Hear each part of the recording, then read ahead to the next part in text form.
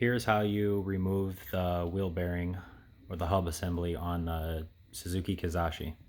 First, you're going to start off by, you want to take off the caliper. Me personally, I would just take off the caliper bolts, pulled it right off for the rotor, but just for sake of showing, we're going to do two 14mm bolts. Here's your first 14mm, and then your second.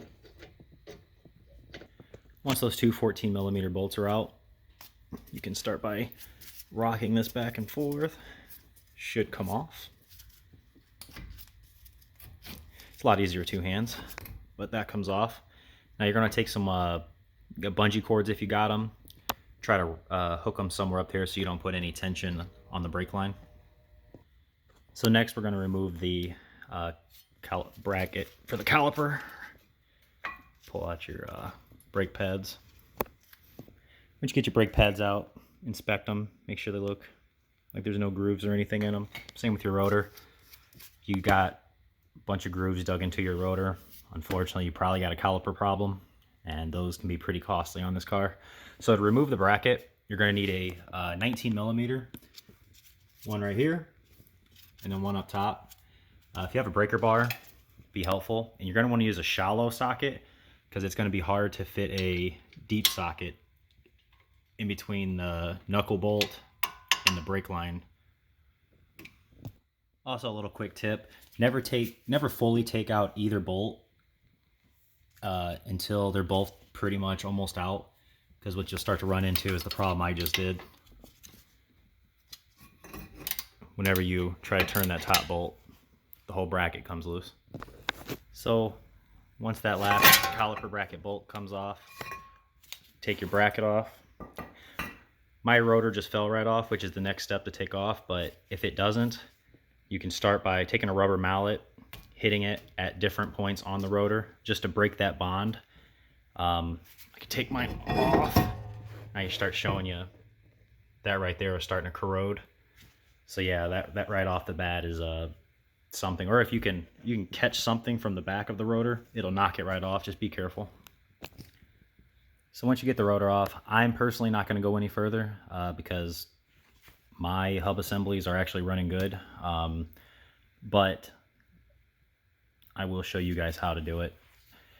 First thing I would do, get some penetrating oil all over this. That spindle nut is a 32mm.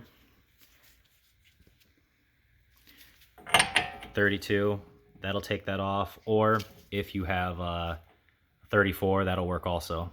I know it's larger, but we use them all the time.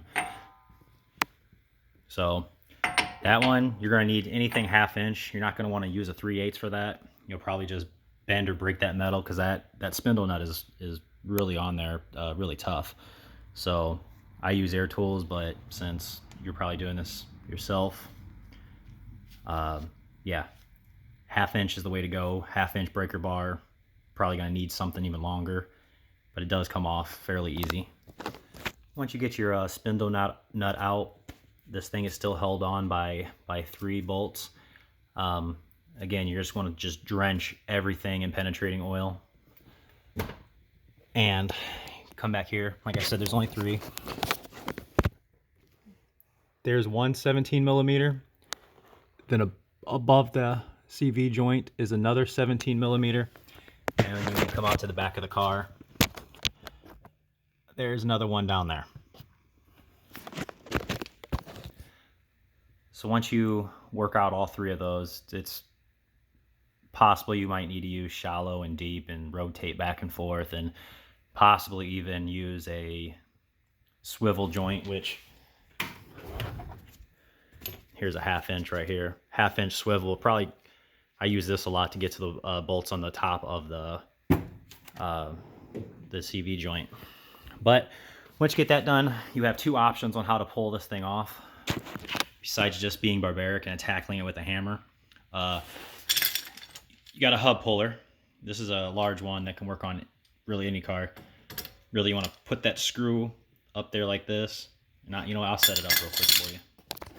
So this is what a hub puller look like. You can rent these from any auto parts store. Just put down a deposit, they'll give your money back. Essentially, this is how it's set up.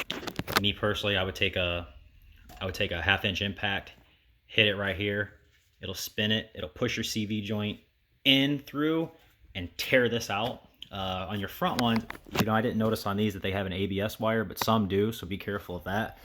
But I know like your speed sensor is already in the knuckle, so you don't have to worry about any of that. It's nothing will affect it. So, because it doesn't actually go all the way through your knuckle. Or your other option is a slide hammer. A slide hammer is this a long rod that some connect to 3 of these, sometimes 4. You'll put your lug nuts back on it, and you take this 5, 8, 10-pound hammer and slide it, which is why it's called a slide hammer. I'm not a fan of using those because they can be lethal. I've had one go through my wall when the thread's stripped, so this is why I prefer this version. So anyways, really quick, you pop it out, this will come off, and if not, you can just beat this with the hammer. And then sometimes the interior does get stuck to the inside of the knuckle. All you do is get inside the car, you'll turn your whole steering wheel, rotate the knuckle, take a hammer and a heftiest flathead screwdriver that you have, and just start from the back, because you cannot push it in. You got to push it out. Just start chipping around at the edge, and eventually they'll pop out.